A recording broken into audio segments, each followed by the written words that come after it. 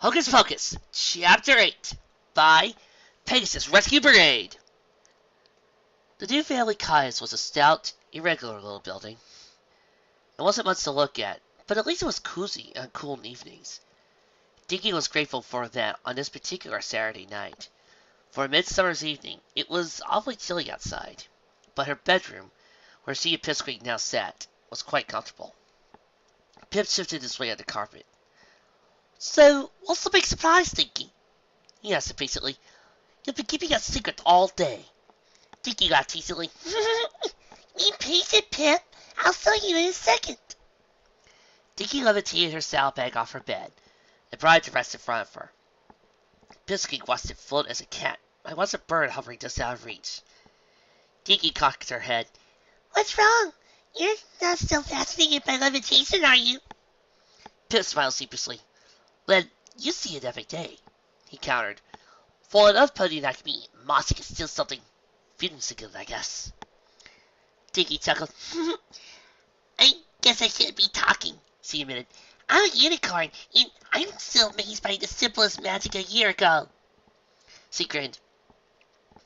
"But, I'm excited because I found some magic that you and I can share." Pip's eyes widened. But earth ponies can't use magic the way you can," he started. "How could we? We don't have horns." "Earth ponies can cast spells like unicorns can, but it doesn't mean you get real magic of any kind," Dinky explained. "I brought something home this week that can let even earth ponies use something similar to unicorn magic." Dinky opened the flap on her saddlebag, and the two pendants she prepared in enchantments class, as well as her enchantments book, floated out. She placed one pendant on the floor in front of her hooves, and the other just in front of Pipsqueak. Pipsqueak examined the pendant, gazing at its reflection in the diamond. "What is it?" he asked finally. "I mean, I know you can wear it like a necklace, but what's it for?" "It's a pendant," Dinky said. "I'm going to enchant the jewel in the center." "Oh," Pipsqueak said. He looked first at his pendant, then finally at Dinky herself. "You don't know what that means, do you?" "No idea." "Well, basically, it means I can store a spell in the gem in the center," Dinky elaborated, gesturing to the diamonds. "Once I do that, the magic stays in the stone, even once I stop actively using the spell." Pipsqueak seemed to get it all at once. "And the spell is in the pendant. Whoever's wearing it can use the effect?" he asked. "Now you get why I'm excited," Dinky said. "This is magic that you can use, even without a horn." Pipsqueak sprang to his hooves. "Well, what are we waiting for?" he said eagerly. "Put the spell on it." Dinky smirked. "Slow down, Pip. Don't you want to know what the spell is first?" Pip returned to his rump on the floor, tiny tail flickering back and forth eagerly. "Yes, please." Dinky placed her enchantments book on the floor and began to pace through it. "You know how you and I both wish we didn't have to be separated when I got into the academy?" she asked. "I can't change that fact, but I found an enchantment that can make it a little easier on us." Dinky found the pace he was looking for. "I'll show you how it works once I cast it," she promised. "Place your hoof on my pendant, please." "Excuse me. This toy ship. It's breaking me. Help!" Pip laid his hoof on the diamond. Dinky decided this was not the best time to point out the gem was so nearly indestructible that caution wasn't necessary.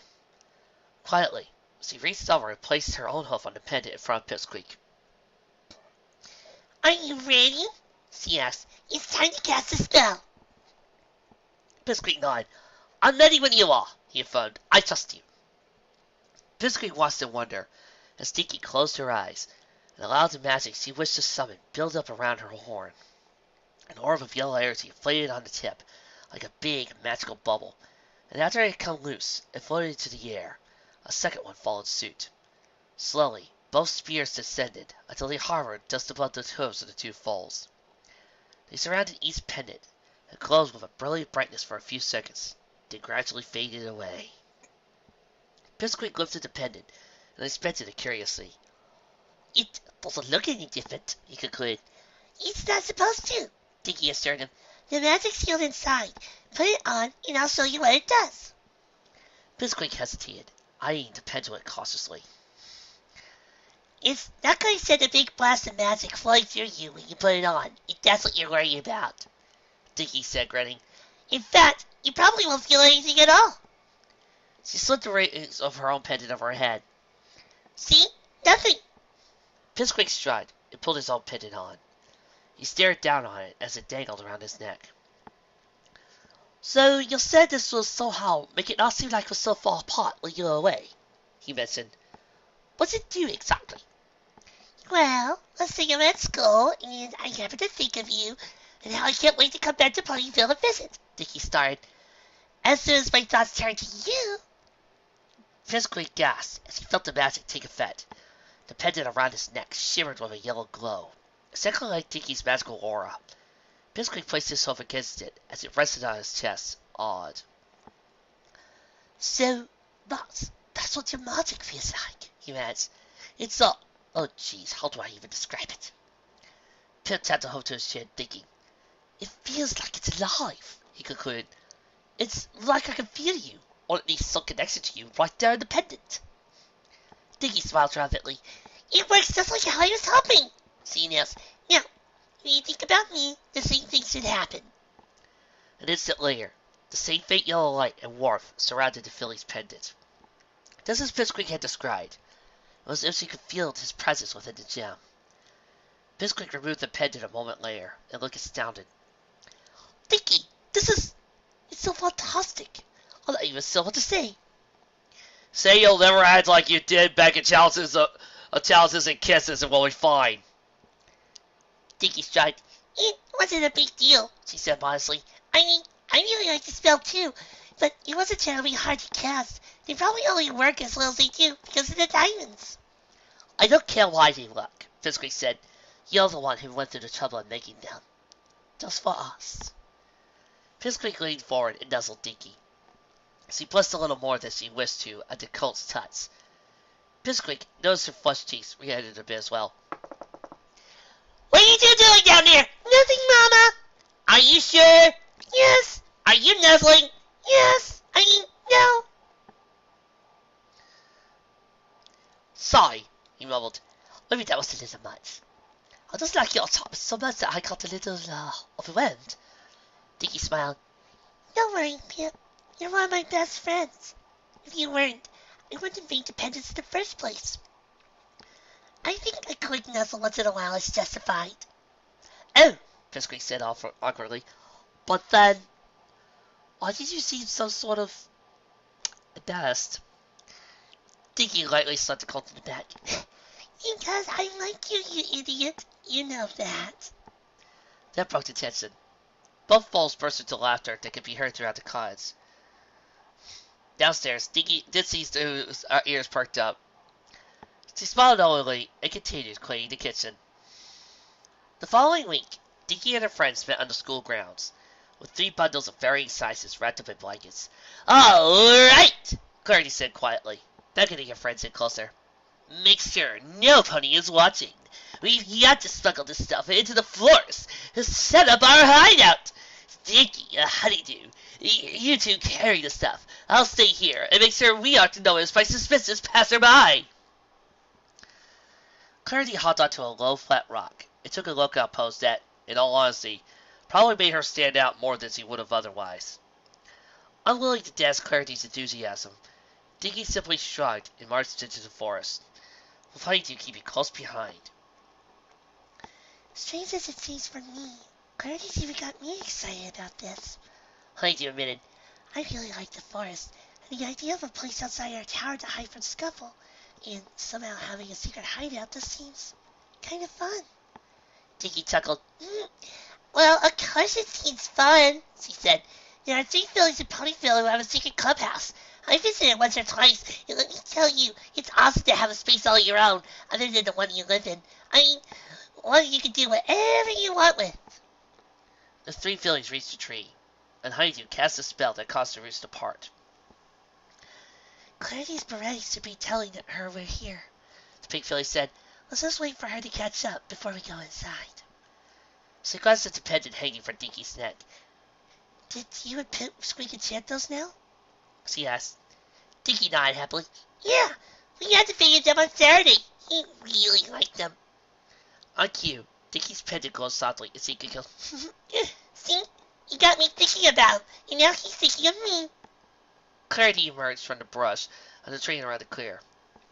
Okay, quick! Into the hollow before someone spots us, she commanded. The underground room was now flooded with yellow, deep red, and pale green light as the three fillies lit their horns. Oh, I almost forgot, Clarity said, opening one of the bundles. Look at what I got to hold of this weekend. Clarity pulled a large, spiritual object from among the stuff she had brought. He cast a spell on it. Light burst forth instantly, flooding the chamber with brighter light to the combined efforts of the trio. An illumination orb? Dinky asked, incredulous. How exactly did you get one of those? It's best as if you don't know, Clarity said, smirking.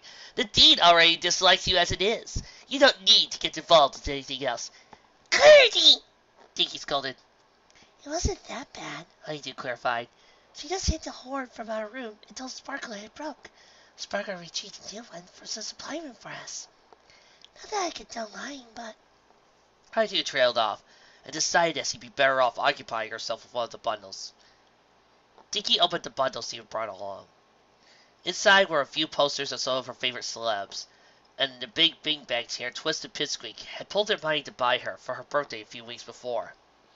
So, said Clarity as she unpacked a small folding table, anything interesting happened to you girls lately? I met a friendly foe last Friday, Dinky recalled. He was a little cult named Sunbeam. I never noticed he was there for some reason, but he seems to be blending in the background. He and I are going to hang out after class on Friday. Maybe you girls could come too. Ah, you would know all about being a background party, wouldn't you, Dinky? Clarity raised an eyebrow. Wait, so a cult you've never seen before just appeared? That seems a little suspicious if you ask me.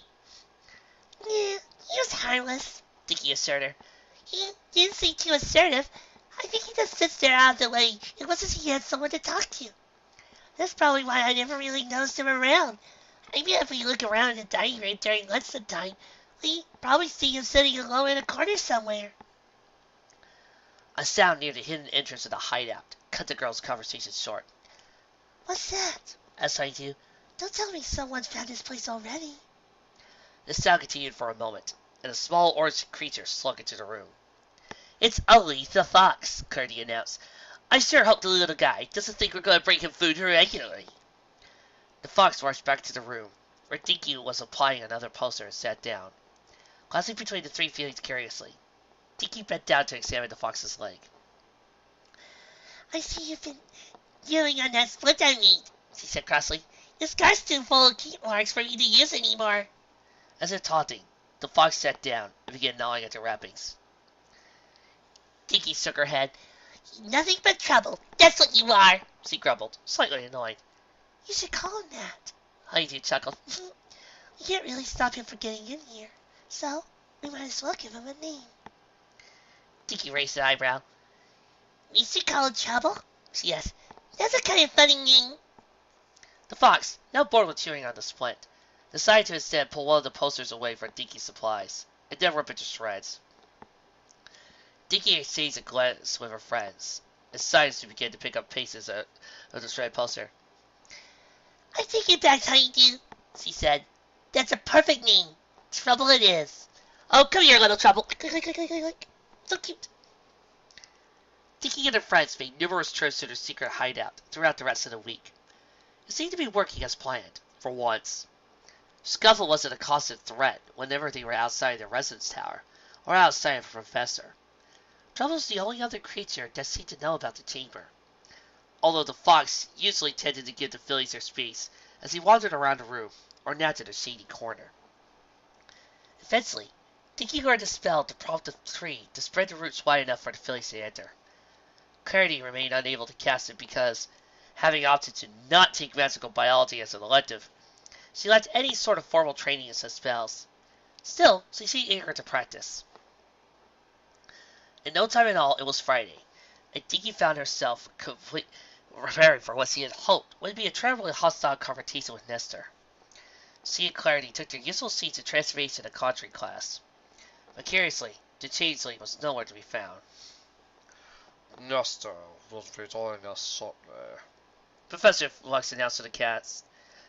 He had some private business to take care of, but he'll be back in time for the magical portion of our class. Dinky and Clarity exchanged glances. Today's topic is alchemy. The professor said in his usual non-no-sense tone. Tell me, what first comes to mind when you hear that word? Edward Elric! Ow!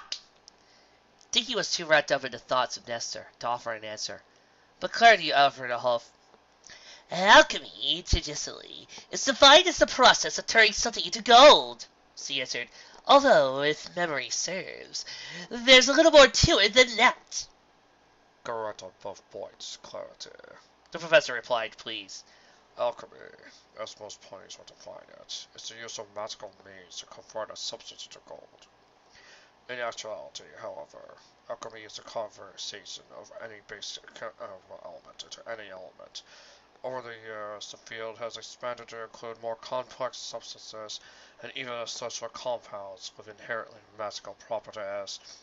In an enchanted tone, the alchemist took advantage of this transformative possibility to try to turn everyday substances into more precious ones, of which gold was probably the most notable.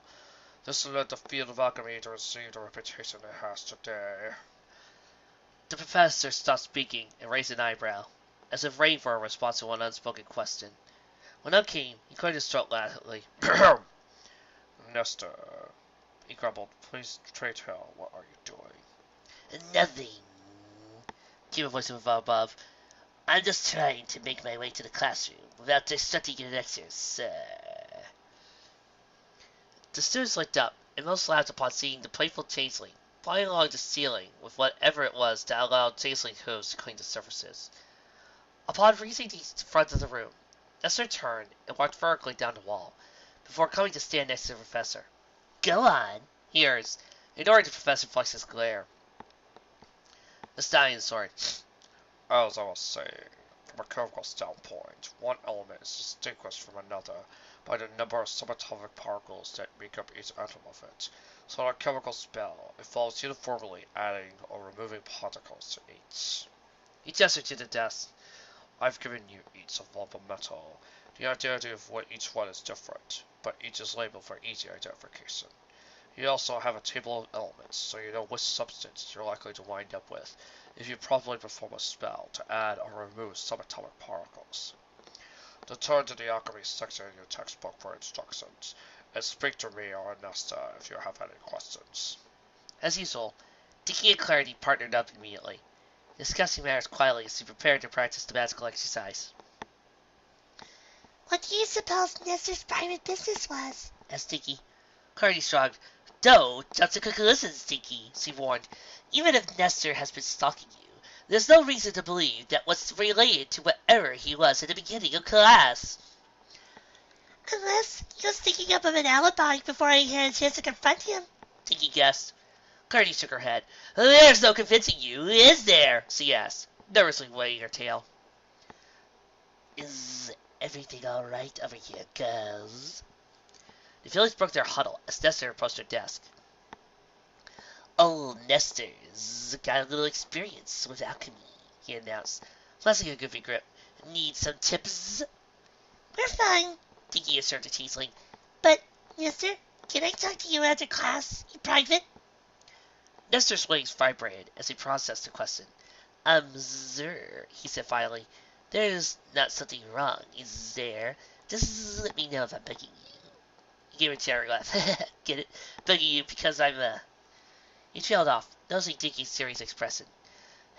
After class, it is, he said quietly. Nestor slunk off. Clarity gave Dinky a look. I guess you can't back out now, the Grey Filly said. Just please try not to be too harsh on him. After all, you don't have any proof.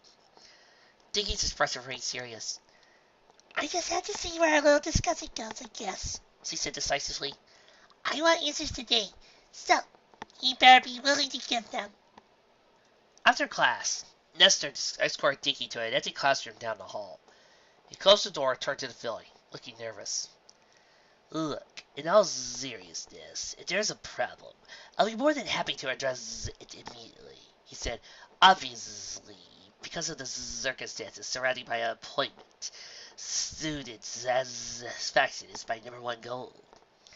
I understand that, Dinky said. However, there's one thing that's concerning me. We need to address it. She took a step closer to Nestor, causing the changeling to back off another pace. To a bystander, it would have been a comical scene. A frightful changeling, intimidated by a grade school filly. Nestor, I have reason to believe you've been spying on me, Dinky said bluntly. Can you share any light on that, or do I need to elaborate? Nestor looked at her offensively. Spying? Me? I haven't come across you even once outside of our transformation class, Dinky. Really? Dinky said skeptically. Well, something's been watching me from the cover of the forest. Something with blue eyes that seems to shift forwards as it moves to prevent me from getting a good look at it. This seems a little too suspicious to ignore. Nestor's eyes widened. It's not me, I swear, he promised. But it does sound like... I mean, are you sure that's what you saw? Dinky nodded. Nestor inhaled starkly. The princess assured me there would be no way for my former hive mates to find me here, he moaned. If another changeling is onto me, I'm in real trouble. I doubt it's another changeling, Dinky said. The guards are positioned all around the valley on the lookout for a number of threats, changelings included. That means there's only one changeling who could be lurking in the forest. Nestor was beginning to look particularly upset. But Dinky, he sputtered, it's not me, really. Dinky sighed. I'd like to believe that, Nestor, she admitted. After all, you seem like a fine assistant in class, but there's some evidence against you. I hate to falsely accuse you, but if the spying keeps up, I'm going to have to take the matter to Princess Celestia for further investigation. Nestor's jagged ears fell against his head. But if they have any reason to suspect me, they'll... He cut himself off. Forget it, he mumbled, slumping in a defeated manner. I need some time to figure out what's going on. He made the most pitiful face that a creature as grotesque as a changeling could mask. Please, Dinky, don't report the issue unless you have to. There's more than just my job on the line here. He stared at a moment longer, then turned to scuttle out the door as quickly as he could manage, leaving a frustrated and bewildered Dinky standing alone in the deserted room. Dinky and her friends each had afternoon classes to attend, but the trio took advantage of the interim between classes to discuss Nestor in the privacy of their hideout. The three of them galloped into the forest, unaware of the three colts, two large and one small, watching them from a third-story window. Boy, those three have sure been disappearing into the forest a lot lately, Frosty remarked. And they stayed in there for an awful long time, Scart's added. What's even more interesting is that they're being all secretive about it. Frosty continued. That little blue-made one seems to be keeping watch, see? The colts watched Clarity stand guard, making sure no ponies on the ground were watching her. Soon, she turned and ran into the shade of trees. There she goes, Scar said. She made sure no one out there on the grounds followed her. Too bad she doesn't realize ponies can see her from inside the castle. You don't suppose they actually found something interesting in there? Scuffle asked, looking curiously at his older brothers. Well, Scuff, keeping tabs on the first term falls is your job. Scarce pointed out. Why don't you go down there and find out? Well, I don't know, Scuffle said, giving his tail an indecisive swish. I mean, we've been in there before. It's just a lot of trees and not much else. Yeah, you're probably right, Scorch admitted. Feelings like that wouldn't know cool if it been them in the, Scorch, you gotta look at the big picture. Frosty interrupted. Sir, there's a good chance that it's nothing, but it's worth investigating all the same. If it's something awesome, we can score big. He turned to Scuffle. Besides, you love pushing those fillies around. Whatever's down there, they clearly think it's worth keeping secret. So go, find it, and take it from them. Worst case scenario, whatever they're hiding is stupid, but you still get a laugh out watching those crybabies cry. Scuffle stared. Go on, get going. Scorch commanded. We have class now. We want to hear all about this later, right? Scuffle smiled in his mouth, but no less in his eyes. Sure, he said. See you guys later. The brown colt turned and went down the hall. So, Lester denied everything, huh? Dinky nodded solemnly. I just don't know what to think now, she admitted. On one hoof, all the evidence we still had seems to point to Nestor. On the other hoof, is he really frightened at the prospect of being reported? Would he really risk his job to accomplish whatever goal he hopes to achieve by spying on me? Clarity and Honeydew both shrugged. Give it a little more time, Honeydew suggested. If the spying continues, maybe you can get more details about the stalker and prove whether or not it's actually Nestor. Dinky leaned against the earthen wall of the hideout, lost in thought. That's what Nestor was hoping I'd do, she said finally. I guess I could give it the benefit of the doubt one more time. There was a loud rustle in the bushes outside the tunnel entrance, catching the attention of all three fillies. Uh-oh, Honeydew squeaked. Do you think somebody found us? Clarity waved a hope dismissively. It's probably just trouble. It comes in here almost every day. Dinky's ears slowed towards the sound. It sounds too big to be trouble, she said skeptically. Maybe I better go see what it is. Dinky tried out the tunnel and parted the roots. She stepped up onto the forest floor and looked around. Well, this is interesting, said Melissa's male voice. You've been hiding under the trees.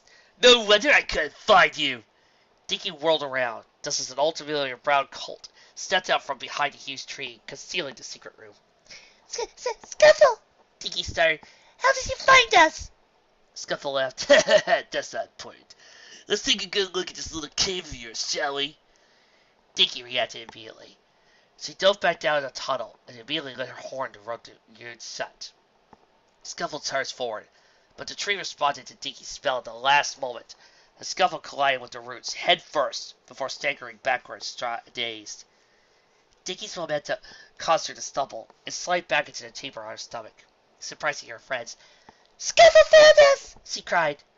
Heidi let out a squeal that was almost too high for Dinky to hear, and backed against the wall, staring at the tunnel and shaking violently.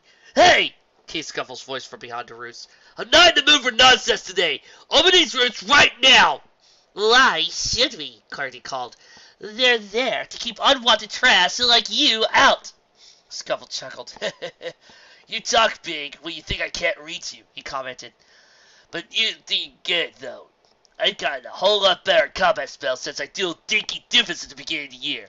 Open these roots, or I'll blast them open instead. Dinky walked to the base of the tunnel and stared out at the cold visible through the tiny openings. You're bluffing! She shot back. Scuffle responded by lighting his horn. Blue sparks flew from it and rained down the narrow tunnel, forcing Dinky to back up. Believe what you want, Scuffle said. You got 10 seconds to open these roots, or I'll do it myself! Scuffle's horn glowed brighter, casting unsettling shadows around the underground room. Dinky turned to her friends, silently asking their opinions. Clarity bit her lip and sighed. Let him in, I guess, she mumbled. If he damages the entrance, it won't really be a secret to anybody anymore. Dinky turned to Honeydew, but the pink filly shivered and remained too petrified to give an opinion. Dinky and Clarity placed themselves between Honeydew and the tunnel entrance.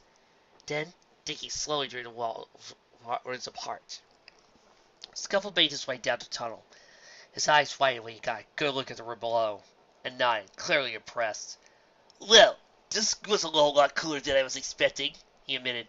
With a little redecorating, this will make an awesome hangout for me, Scorch, and Frosty. Excuse me? Dinky asked, irritated. This is our hideout. You and your brothers aren't welcome. This was your hideout, Scuffle corrected. But I think my brothers would be happy to take it off your hooves. That is, unless you want to fight for it. Are you crazy? Clarity snapped. We're not interested in getting more trouble for fighting. Besides, pitting us against your brothers, not even a fair fight. Well, then I guess we win by default, Skull said dully, glancing at the various decorations. Go on, get your stuff. I won't give you any trouble. Dinky and Clarity exchanged a look. Is there anything we could do? Dinky asked. Not unless you want to fight him again. But even if you can take Scuffle down, you won't stand a chance against his brothers. That's right, Scuffle said, nodding, smiling much like a professor would when a student answered a question correctly. Luckily for you two, you saw reason before things got ugly. Now, let me just make sure that filly shaking like a leaf in the wind back there is in agreement. Scuffle moves around to Dinky and Clarity, but the girls blocked his path. Leave Honeydew alone, Dinky commented. She's not willing to argue with you. Scuffle responded by casually casting his favorite gravity spell, pinning Dinky and Clarity to the floor. Dinky immediately cast her magical casting spell, but Scuffle had already stepped over them and was now facing Honeydew. And what's your problem? He asked, standing around and helping your friends get the stuff off the walls. Honeydew remained frozen, her expression terrified. Stop it, Scuffle, Clarity urged. She's scared of you. Leave her alone, Scuffle snorted. If she wants me to leave her alone, then she better get moving now. Scuffle lurched forward, threatening, as if he stopped speaking. Honeydew went pale and promptly collapsed, covering her face with her forearms and whimpering. Cole stepped back, apparently not expressing such an extreme reaction. Is she okay? He asked, turning back to Dinky and Clarity and raising an eyebrow. What do you think? Asked Dinky angrily. Honeydew spent the whole turn going out of her way to stay away from you. You've been annoying all three of us for months. But Clarity and I mean our toughest stuff at Honeydew. Do you know what it's been like for her? Scuffle looked seriously surprised. He turned back to Honeydew, eyeing her curiously. What's got your tail in such a twist? He asked the pink filly. I haven't even tried to fight you or anything. Honeydew began to sob. Just go away, she wailed. I can't take it anymore. This place was the only spot where we could hide from you. And now... The rest of Honeydew's sentence was lost in another huge sob. Scuffle took another step back, oscillating the filly nervously. I didn't think he stammered. I mean, I just wanted to make you three angry. I didn't know it was so... Scuffle couldn't figure out how to finish the thought. He stabbed a hole in the dirt floor. Horse apples! Now what am I supposed to do? What's wrong? Asked Clarity barely. Fighting disinformation. Hard to swallow, Scuffle. Scuffle blinked. Well, yeah, he said quietly. Dinky stared. Wait, you are? She asked. For this entire turn, you've been searched every chance you had, and now suddenly it bothers you to see somebody upset? Of course it's bothering him. Clarity cut in, as if it was obvious. Can't you see it? When he walked in, he was strutting around with his usual swagger. Now, it looks like he has no idea how he even wound up here in the first place. Dinky scrunched up her nose, looking at Scuffle skeptically. But now I imply he actually cares how we feel. Usually he delights in seeing us suffer. Scuffle's face contorted into a snarl. It's not like I have a choice, he yelled. Do you three fillies have any idea what my life is like? Dinky shrugged empathetically. You and your brothers drive around the school like you own the place and drive everybody else crazy. Scuffle nodded. Exactly! Squirts and Frosty have been at the top of the food chain for years, he explained. There isn't a student in this school, other than the overseers, who's willing to stand up to them. I know, Dinky said. You've been taking advantage of their influence to do whatever you want, right? No! Scuffle cried. You seem to think that Squirts and Frosty are willing to back me up no matter what I do. You couldn't be more wrong about that. Dinky remained confused, but an expression began to creep across Clarity's face. Wait, are you saying what I think you are saying? Grey Filly asked. I'm saying Squirts and Frosty would turn on me just as easily as they turn on any pony in the school if they had a reason to, Scuffle shouted. They think I'm a wimp because of my pathetic special talent, after all. The fellows looked at the iron cage on Scuffle's flank. What is your special talent, exactly? He asked. Scuffle rolled his eyes. I'm good at trap spells, you idiot, he huffed. Things like immobilization, stunning, or one of my favorites, gravity. But that stuff hardly counts as battle magic. I can't cause huge explosions or biting cold like my brothers, so it's taken all my effort to convince them that I'm not a wimp. Scuffle, your brothers are wrong. Try spells like that? Bloody awesome! Think about it. You could trap people. You could outsmart them. You could use your brain to lure people into traps. You could freeze guys. You know what? I think you would make an excellent police pony. So, you're really only a bully because your brothers won't respect you otherwise? Dinky asked skeptically. I find that kind of hard to believe, Scuffle. Your brother has plenty of times when your brothers weren't even around. Like now, for instance.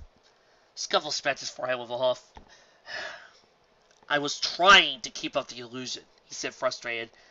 If I was nice to you three sometimes, then you realize it was all fake when my brothers were around. If you girls act like I'm a nice guy, there's still enough evidence for them to turn on me. I guess I'm stuck in that situation now. It's going to make things a whole lot harder. So, what about when I dueled you near the beginning of term? Dinky asked. How did that affect this? That made everything worse, Scuffle barked. When my brothers found out a filly stood up to me, and for that matter, almost beat me, I had to make it my mission to give you girls a hard time every chance I got, in order to prove to them that you were no match for me. I took a heck of a risk giving you back your little beginner's magic book after that. Honestly, I only needed it to practice a little, but I couldn't let you know that without blowing my cover. Scuffle paused and looked at Honeydew. The pink filly stopped crying, but her green eyes met his blue ones with a look of distrust and revulsion. Bullying fillies is one thing, Scuffle mumbled, but reducing them to that is too much. He slid down on his haunches. I don't know what to do now, he said angrily. I don't think I can keep this up anymore. But as soon as I show mercy to you three, I'll become Squirts and Frosty's #1 target. The three fillies looked at the colt as he continued to stare at the floor. Well, Scuffle, Dinky said awkwardly. Understand that, given the circumstances, we're hesitant to extend the offerings, but...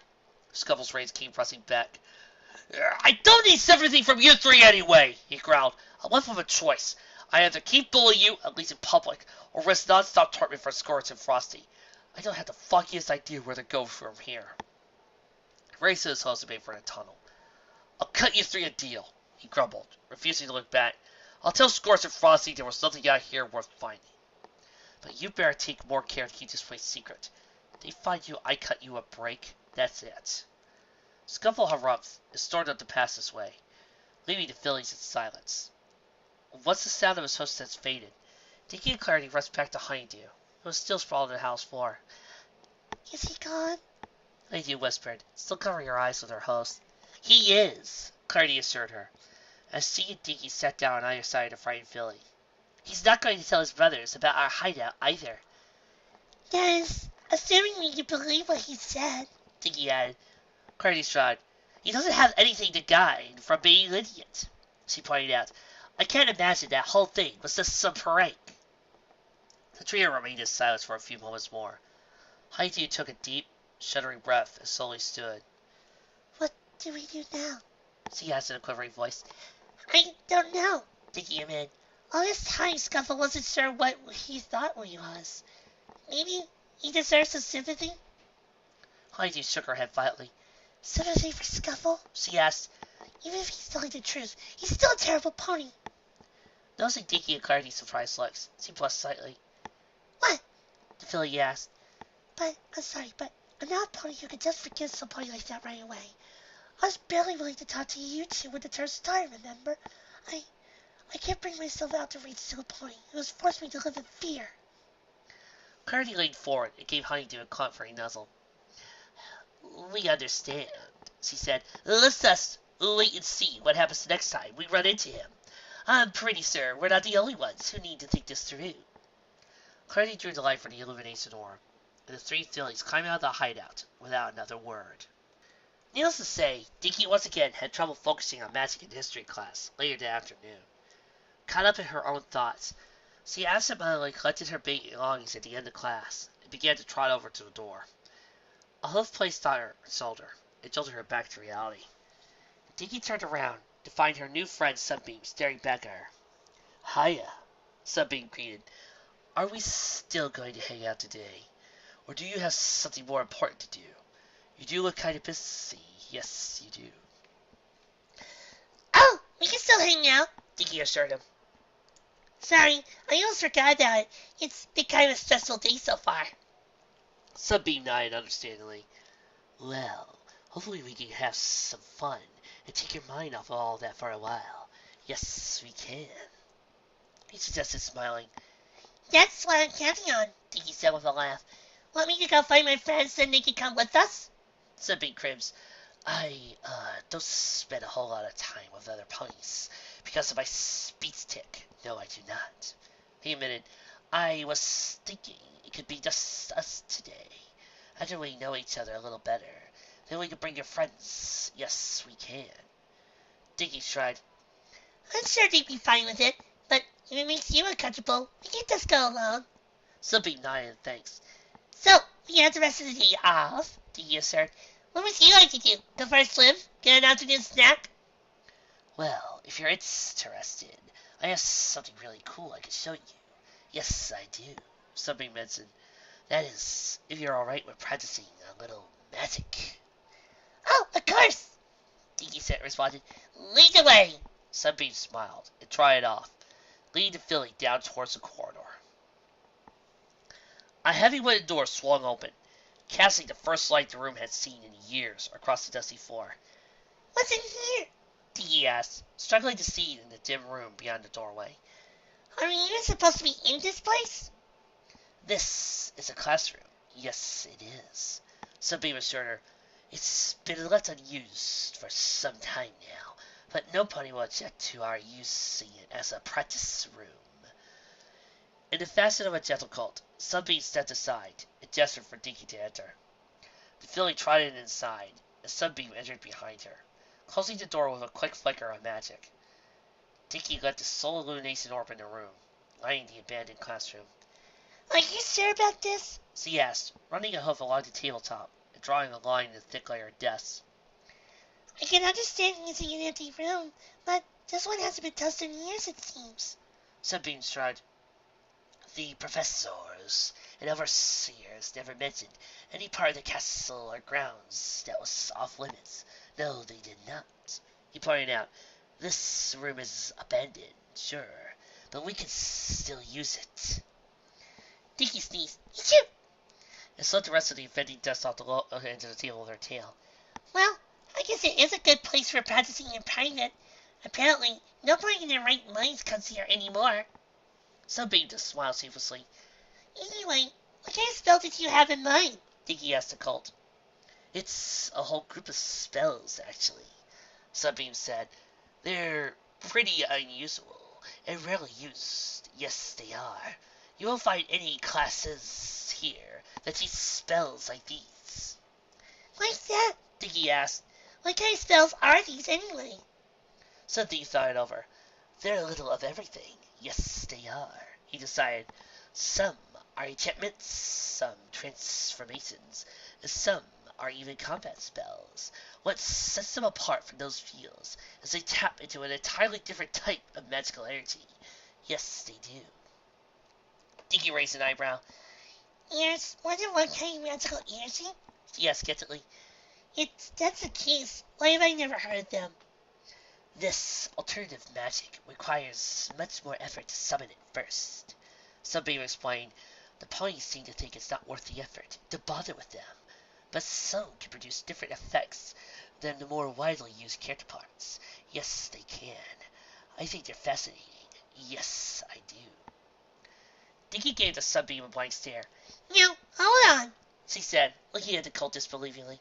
If there's one thing I'm sure of about the unicorns who work at this school, is that they never decode the entire field of magic, just because it's more difficult than normal spells. In fact, I think most of our professors would be more than happy to rise to the challenge.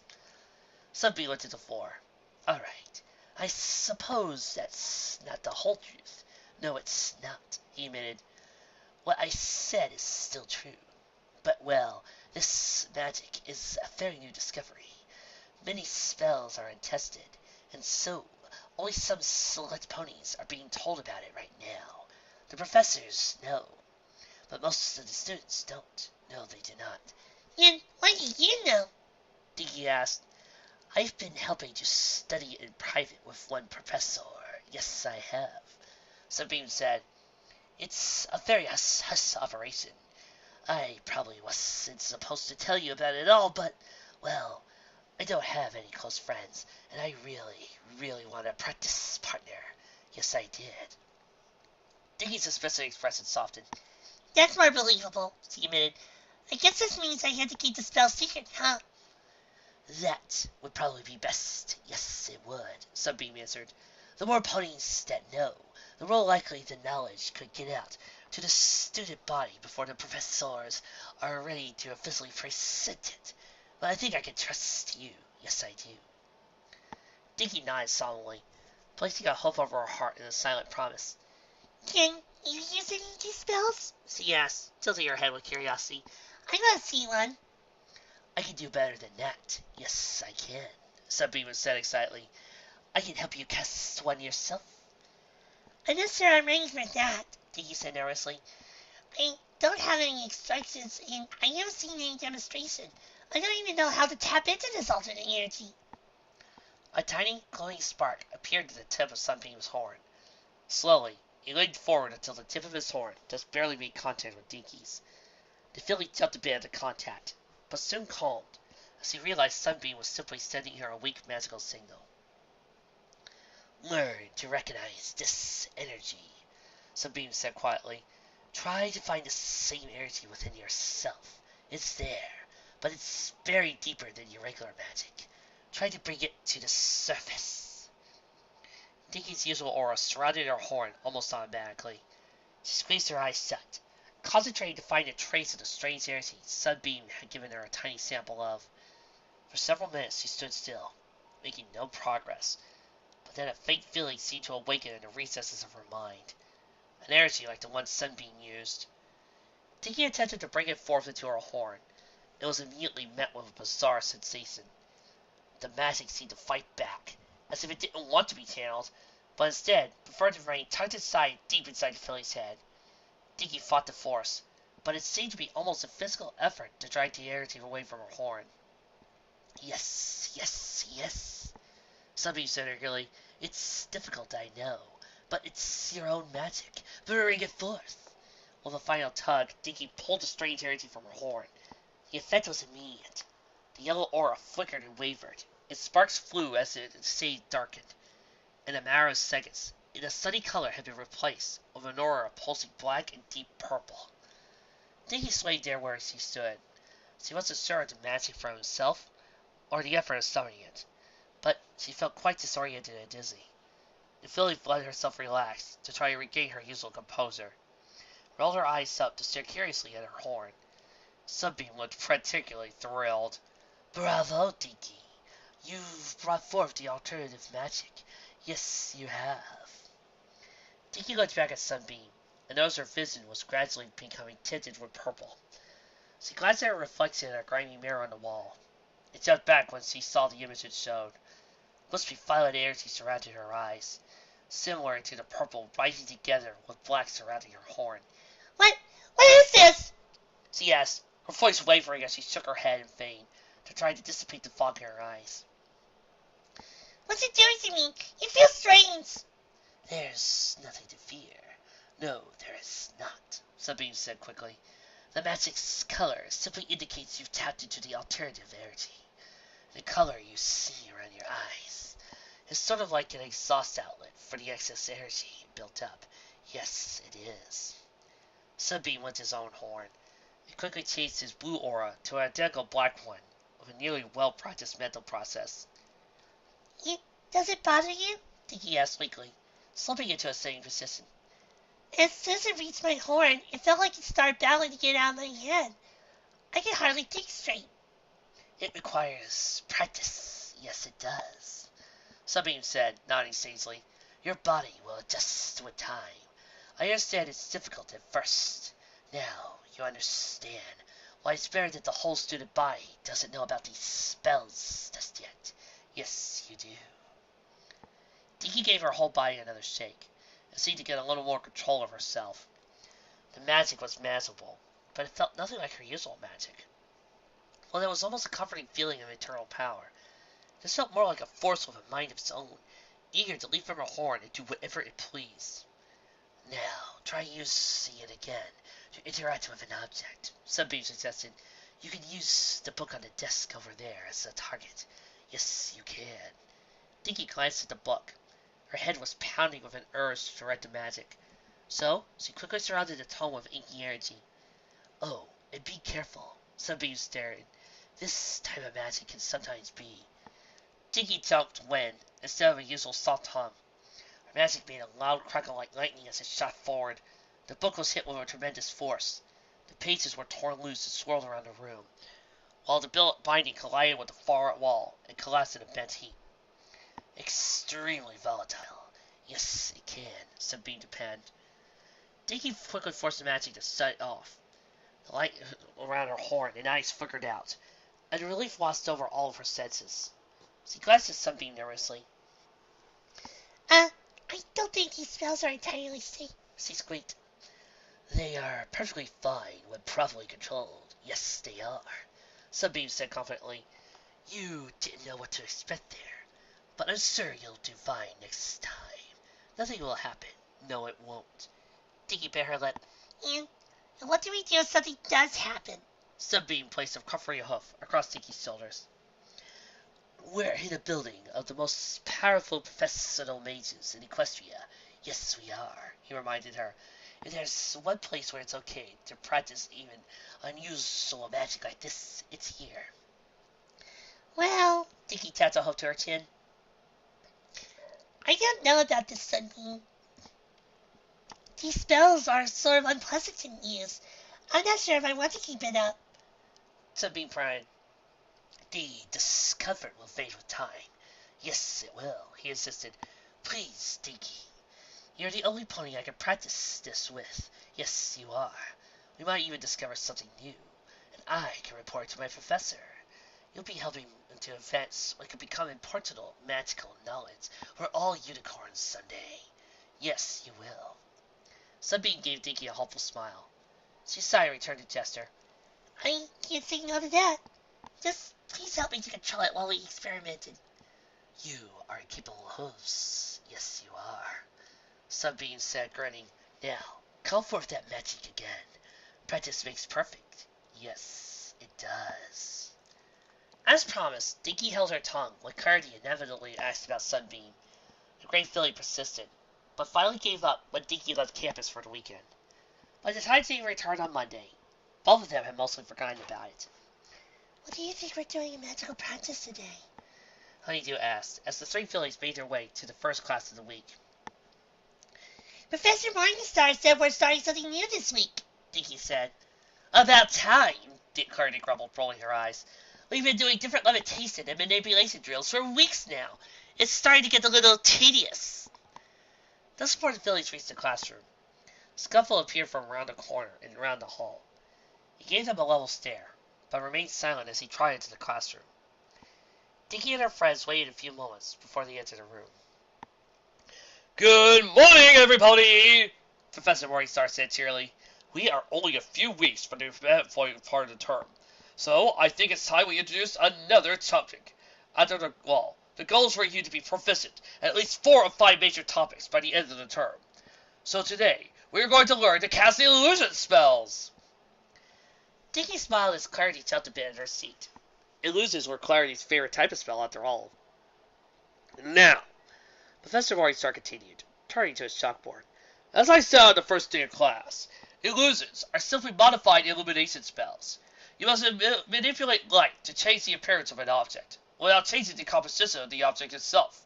It requires very little input of magic to cast an illusion properly, but what is used must be directed properly. The more precise the spellcasting process, the more convincing the illusion. Oh, that explains why Trixie sucks at it. Yo! Out! Out! Out! Out! Out! The professor's horn glowed with rich, hazel-colored magic. The air next to him wavered, and suddenly, a second professor from Morningstar appeared in view. This, for example, is an illusion, the real professor said. running his hoof through the fake to prove it wasn't solid. Unicorns have made illusionary doppelgangers for ages, with a wide range of uses. Of course, creating a holographic replica of yourself is a very complicated spell, compared to the many other illusions. But all of them are cast in essentially the same way. By changing the strength and precision of the magic within the horn to facilitate the proper changes in wavelength of the magically produced light. He looked around the room, and nodded when he was convinced every pony understood. Well, there isn't much to say unless you've had a little practice, he announced. There are additional instructions on bending light available in your textbook. I recommend starting with color change spells. All you have to do is change the wavelength to cast those. No refraction or other complicated illusion techniques are needed. Dinky, Clarity, and Honeydew were among the first students to rise from their desks and proceed to the practice area. This is it, girls, Clarity said, excited. I've always been good at detecting illusions, so hopefully I'm just as good at casting them. She glanced softly at Bear Flank. I probably shouldn't get my hopes up, but this might finally be the day I get to my candy mark. You go first, Dinky suggested. Go on. Try to change my coat color. Ooh, what color do you want? Clarity asked. Make her look like me, Heidi suggested, giggling. Clarity laughed. That's a good idea. I can't wait to see how Dinky looks in pink and green. Clarity's heart glowed with the light of a typical illumination spell. She lowered her head, pointing the light at Dinky. Okay, now, I just need to bend the light a little, she mumbled aloud. Decrease the wavelength to a lighter red. Dinky grinned as she watched her own coat move backwards through the color spectrum, turning from its usual purple to blue, green, yellow, orange, red, and finally, Honeydew shifted her pale pink. Clarity frowned. Well, that sort of worked, she said, but I changed your mane too.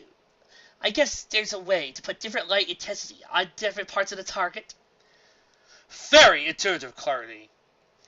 What is with you illusion casters and being boisterous? Well, I am a magician after all, said Professor Morningstar, stepping up next to the filly. It may be a little difficult at first, but it's possible to cast many different colors and intensities of light at once.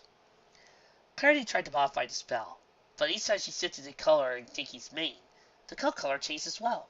After several tries, she managed to offset the shades by a small amount, but Dinky's mane remained closer to pink than the desired pale green. May I offer a suggestion? Professor Morningstar asked. To read this like a bit you treat levitation spells, and focus the portions of your magic on multiple objects. Instead of treating Dinky like a single object, think of her coat as one object, and her mane and tail as another. Clarity smiled sheepishly. Oh yeah, I should have thought of that. Her horn flashed brighter for an instant, and Dinky smiled as her mane rapidly changed colors until it was green. We're like twins. Honeydew laughed, curling up against Dinky. Impressive, the professor remarked. As usual, Clarity, your attitude for this is almost impressive as your sister's. Dinky noticed Clarity flinch a bit, and being compared to Lucy again. The magic ceased, returning Dinky's fur to normal. Clarity seemed to shake off her discomfort, though. Well, I need to offer advice to other students, Professor Morningstar continued. But before I go, can I ask you girls a favor? Sure! The three fillies said in unison. You three always seem to catch up on class this quickly, the stallion said. Would you mind working with a student who has been having some difficulty? Perhaps having a few partners to practice with would do more good than me just explaining things. Dinky shrugged. Well, Clarity certainly has the spell down, she said, grinning at her friend. I think Honeydew and I can figure it out. I guess we can help another student. Excellent, the professor said cheerfully. I'll send Scuffle over to work with you in just a moment. He trotted away, oblivious to the sudden change in the filly's expressions. Nice going, Dinky, Clarity rolled her eyes. You just agreed to have us help Scuffle. How was I supposed to tell it was him? Dinky said defensively. All the professor said was a student. Honeydew began backing slowly away from her friends. Maybe I should go to another group, she whimpered.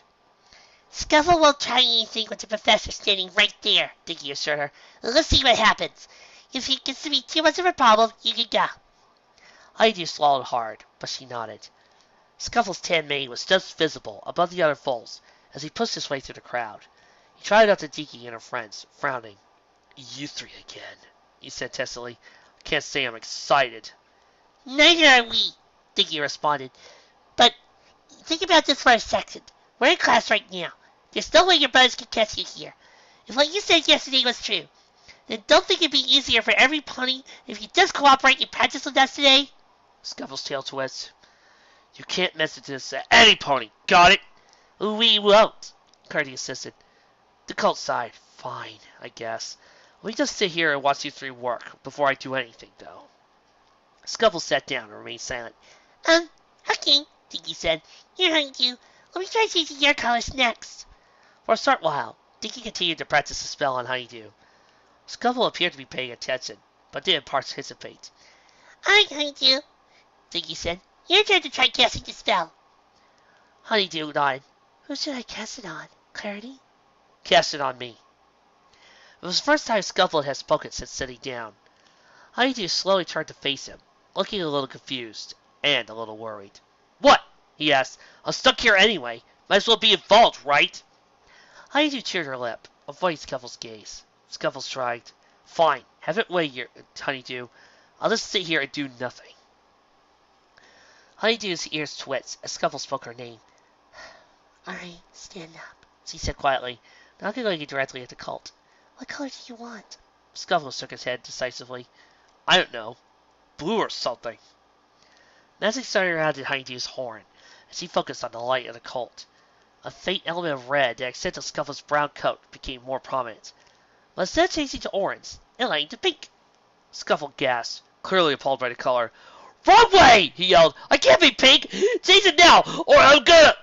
Honeydew squeaked and scrambled backwards, frightened by the outburst. Scuffle cut himself off when he realized what he'd done. Forget it, he mumbled. Maybe I shouldn't be involved. From her hiding place behind Clarity and Dinky, Honeydew nodded in agreement. I think maybe we should give you a turn, Clarity said, stepping forward. You can use me as your test pony. Scuffle laughed. Yeah, right. I'm awful in this class. I can't cast an illusion spell. Wow, real positive attitude you have there, Dinky said. Let's give it a try. You can cast an elimination spell, at least, right? Clarity asked. Scuffle nodded. Enough, I guess, he said. It's not the brightest, but it works. Good. I'll do that now. Scuffle rolled his eyes and surrounded his horn with slate blue magic that gave off a glow of unimpressive intensity. Good. Now just compress the wavelength, Clarity said. Scuffle looked bewildered. Focus the majority of the spell closer to the tip of the horn instead of at the core, Clarity explained. It's not that hard. Scuffle grunted and tried to refocus the magic. Nothing happens. You need a little more power, Dinky chimed in. You have to give it enough energy to chase the white wavelength. Scuffle gritted his teeth and released a larger burst of magical energy. Clarity's mane turned a brilliant purple instantly. Scuffle's mouth dropped open a bit. Did I do that? He sputtered. I told you it wasn't hard, Clarity said. Now, do the same thing, but focus the magic equally along your whole horn, instead of just at the tip. It took Scuffle a moment to figure out how to comply with the request. But once he did, Clarity's mane quickly shifted through a rainbow of colors, coming to rest at a bright red. Oh, he said bluntly. I guess this isn't a big deal after all. The cult sat back down. You three work on it a little more, and maybe I'll try again, he said. Scuffle sat alone, changing the color of his own coat, and looking particularly pleased, while the fillies went right back to their own practice. All four foals made their progress by the end of class. Dinky, Clarity, and Honeydew had gone beyond just two colors, and managed to start creating illusional patterns of stripes and polka dots. Scuffle, after some coaching from Dinky and Clarity, managed to change the color of Dinky's mane and coat separately for a short time, which, for him, was a considerable accomplishment. Dinky and her friends walked out of the classroom, and Scuffle tagged just along behind him. Hey, you three! He called. We need to have a talk before we go our separate ways. The filly stopped and waited for Scuffle to catch up. So, Scuffle started. It's kind of unusual for me to actually learn the spells we studied in class on the first day. He looked to left and right. There's sure no point near us nearby before continuing. Thanks for the help, he mumbled. You're welcome, Dinky said. It wasn't terrible working with you either. You're still a grump, but I guess it's better than being a bully, Clarity said wryly. Oh, that reminds me, Scuffle said. I was thinking about what happened on Friday, and I guess we need to figure out what we're going to do now. We're not going to do anything, Dinky pointed out. Are you going to leave us alone? Yeah, I guess, Scuffle said, but my brothers still need to think I'm tough, so you three should try not to interact with me at all. If you do, I have to retaliate. It's the only way. Oh, you don't need to worry about that, Honeydew squeaked from behind a perspective wall formed by her friend's bodies. We'll stay far away. Speaking of which, Honeydew, Scuffle continued, could you come here for a second? Dinky and Clarity stepped aside to let Honeydew through, but the pink filly didn't move, so Scuffle strode up into her instead. So, like I was saying on Friday, he said quietly, his ears drooping safely, I guess I didn't realize just how much of an influence I was having on you. Honeydew said nothing. The Scuffle again looked up and down the hall, assuring that the four of them were the only ponies present. For what it's worth, I'm sorry. Honeydew's ear twitched, and for a fraction of a second, she locked eyes with Scuffle before once again averting her gaze. Yeah, that's about the reaction I was expecting, Scuffle said, smirking. That's all I have to say. You three get going before some pony gets suspicious. Satisfied with momentary attempted kindness, Scuffle trotted away, attempted to round the nearest corner, and promptly crashed into two ponies much bigger than he was, coming from another direction. Scuffle scrambled backwards as soon as he recognized his brothers. Hey, bros, he said, his voice rising a octave above normal. I thought you two were still in the advanced champions class. Professor Luster let us out early, Frosty said, grinning deviously. We came to meet you when you got out of class, but it looks like you were busy having a little chat with these fillies. Scorch stepped in front of Scuffle and looked at Dinky and her friends, with just as shock as Scuffle. Who would have thought? The Red Colt said. Here I was convinced maybe you were actually toughened up, but you've just been cutting deals with these fillies the whole time, haven't you? No! Scuffle cried, looking frantically around as if for an escape route. I mean, I've been driving them crazy, stealing their stuff! And then apologizing when no one's around to hear, Frosty said. You almost had us full, Scuff. I guess we should have known better, though. In hindsight, there was no way a softy like you could have let down to ponies like us. The twins level and Scuffle seemed to shrink before them. Come on, little bro. Scorch chuckled. Let's go talk about what you're doing to your reputation. Maybe we can motivate you to behave like a cult who deserves to be in charge. Scuffle's pupils strike to pinpricks. Frosty grabbed the young colt by the tail of magic, and the twins dragged their brother away. Scuffle cast Dinky and her friends one last terrified look. Help, he mouthed desperately. Scuffle continued to grasp fruitlessly at the carpet, before the twins dragged him around the corner and out of sight.